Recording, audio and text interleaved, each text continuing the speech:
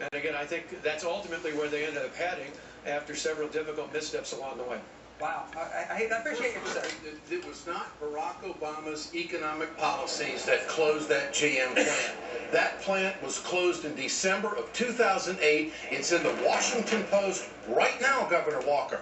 It had nothing to do with Barack Obama's economic policy whatsoever. You can't get away from that fact.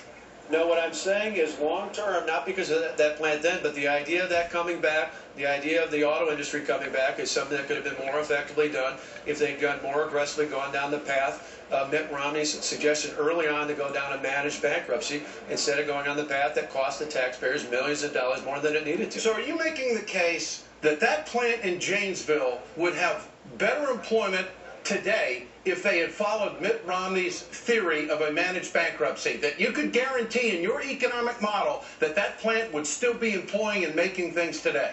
No, I don't think you can, and that's the key here. The only one who made that promise was Barack Obama, who promised the people in Janesville that that plant would still be open. And the fact of the matter is, well, that's it. You're right, and he made that.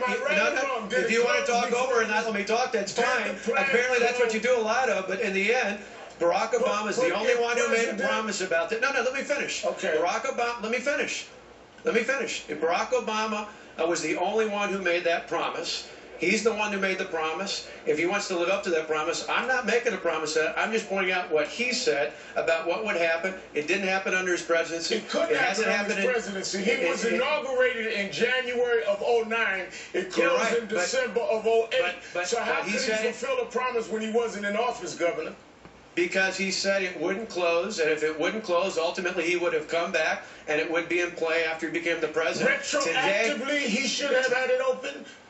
No, I'm saying if it was effective in helping the automobile industry, it would have brought it back if that was his promise. But his promise ultimately failed, which is why people aren't employed in Janesville or Kenosha, and why we see in 44 or 50 states unemployment has gone up in the past month. That's why we see 42 consecutive months of unemployment above 8%. It's why we have 23 million, sadly, 23 of our fellow Americans who are either unemployed or underemployed right now.